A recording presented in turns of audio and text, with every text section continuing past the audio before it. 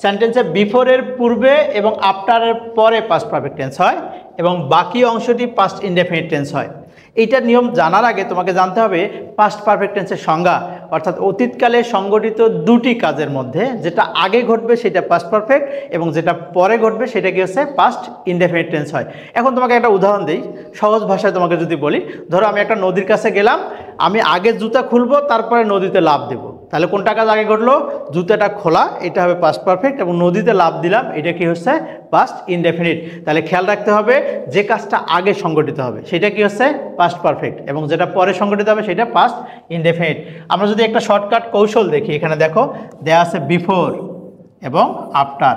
এটা রাইট প্রনাউন্সের ক্ষেত্রে অনেক উপকারী একটা নিয়ম, খেয়াল রাখতে হবে। বিফোর মানে কি হচ্ছে? বিফোর মানে হচ্ছে আগে, তার মানে আগে যদি হয় তাহলে আগেই পাস্ট পারফেক্ট হবে, পাস্ট পারফেক্ট টেন্স হবে। এবং আফটার মানে কি হচ্ছে? পরে, তার মানে পরে কি হবে? আফটার মানে যেহেতু পরে, তাহলে পরে হবে পাস্ট পারফেক্ট টেন্স হবে। তাহলে আরও দুইটাতে থাকলো, তার মানে এখানে হবে পাস্ট ইনডেফিনিট এবং এখানে কি হচ্ছে আমাদের পাস্ট ইনডেফিনিট। তাহলে খেয়াল রাখতে হবে বিফোর মানে আগে, আগেই পাস্ট পারফেক্ট, আর আফটার মানে পরে, তাহলে পরে পাস্ট পারফেক্ট। আমরা কিছু উদাহরণ দেখি, উদাহরণ দেখলে আমরা সহজেই বুঝতে পারবো। এখানে দেয়া আছে দেখো, দ্য ডক্টর টু কাম। এখানে টুটা কিন্তু তোমাকে শুধু বিব্রত করার জন্য দিয়েছে এবং তোমাকে চিন্তিত করার জন্য দিয়েছে, ভয় পাওয়া যাবে না। The doctor to come before the patient died. এখানে কি চিহ্ন আছে? এখানে আছে বিফোর। এখানে যদি বিফোর থাকে, বিফোর মানে আগে, তাহলে আগের অংশটুকু হবে পাস্ট পারফেক্ট। পাস্ট পারফেক্টের স্ট্রাকচার কি আমরা জানি? হ্যাড, এরপরে আমাদের ভার্ব থ্রি। তো আমরা এখানে বাক্যটা দেখি, এখানে দেয়া আছে দ্য ডক্টর, তার মানে এখানে কি হবে? বিফোর মানে আগে, আগে পাস্ট পারফেক্ট, তাহলে এখানে হবে হ্যাড। কাম কেম, কাম হয় কাম বিফোর দ্য পেশেন্ট,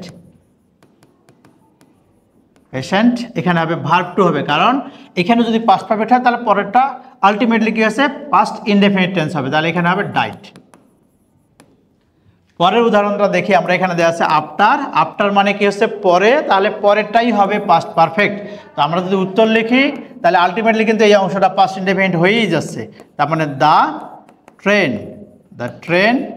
এখানে স্টার্টেড, স্টার্টেড আফটার উই, উইয়ের সঙ্গে বসবে অক্সিলারি ভার্ব আমাদের হ্যাড।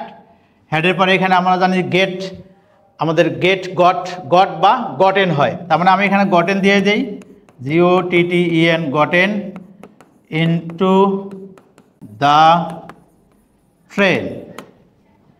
তাহলে দেখার বিষয় হচ্ছে আফটার থাকলে পরে পাস্ট পারফেক্ট হবে, আর বিফোর যদি থাকে তাহলে আগে পাস্ট পারফেক্ট হবে, আর আলটিমেটলি দুইটা কিন্তু হচ্ছে পাস্ট ইনডেফিনিট হয়ে যাবে। আমাদের আজকের নিয়মটা অনেক সহজ একটা নিয়ম, তবে অনেকবার পরীক্ষা এসেছিল, তোমাদেরকে খেয়াল রাখতে হবে।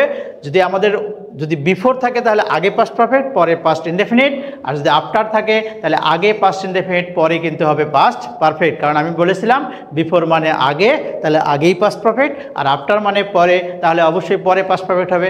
আশা করি তোমরা এই নিয়মটা সহজেই বুঝতে পেরেছো। এইরকম যদি তোমাদের টেকনিক সম্বলিত কোনো নিয়ম তোমরা শিখতে চাও তাহলে তোমরা আমাদের অনলাইন ক্লাসে যুক্ত হতে পারো। সবাই ভালো থাকো, সুস্থ থাকো, সবার জন্য শুভকামনা থাকলো। আল্লাহ হাফেজ।